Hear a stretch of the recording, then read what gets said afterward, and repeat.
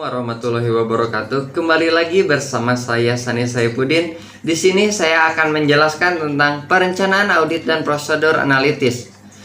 Dalam perencanaan ada 3 alasan untuk melakukan perencanaan. Yang pertama, untuk memungkinkan auditor memperoleh bahan bukti kompeten yang cukup untuk kondisi yang ada.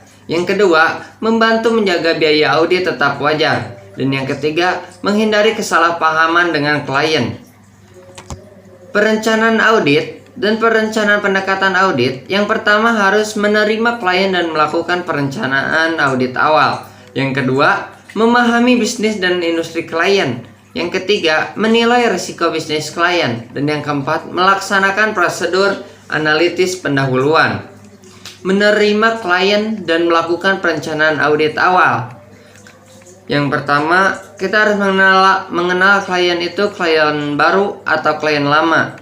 Yang kedua, alasan klien untuk diaudit. Yang ketiga, kepahaman dengan audit. Dan yang keempat, seleksi staf untuk perikatan dan evaluasi kebutuhan para ahli dari pihak luar. Memahami bisnis dan industri klien. Yang pertama yaitu ada memahami aturan-aturan akuntansi.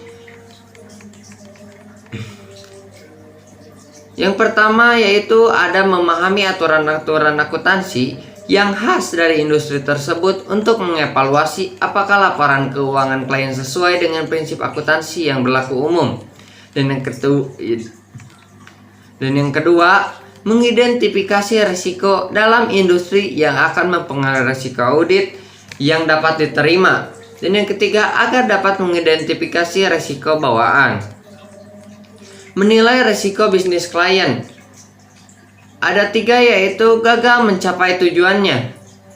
Dan yang kedua, kemajuan teknologi baru. Dan yang ketiga, salah saji material dalam laporan keuangan. Prosedur analisis pendahuluan. Dalam prosedur analitis awal dilakukan agar auditor dapat memahami dengan lebih baik bisnis klien. Dan prosedur yang dapat digunakan adalah dengan membandingkan rasio-rasio klien dengan industri atau kompetitor. Dalam prosedur analitis ada 3 tahap, yaitu tahap perencanaan, tahap pengujian, dan tahap penyelesaian. Selanjutnya, jenis prosedur analitis. Ada 5, yaitu membandingkan klien dan data industri. Yang kedua, membandingkan data klien dengan data yang sama pada tahun sebelumnya. Yang ketiga, membandingkan data klien dengan hasil. Yang keempat, ekspektasi klien, membandingkan data klien dengan hasil ekspektasi auditor. Dan yang terakhir, membandingkan data klien dengan ekspektasi hasil menggunakan data non keuangan.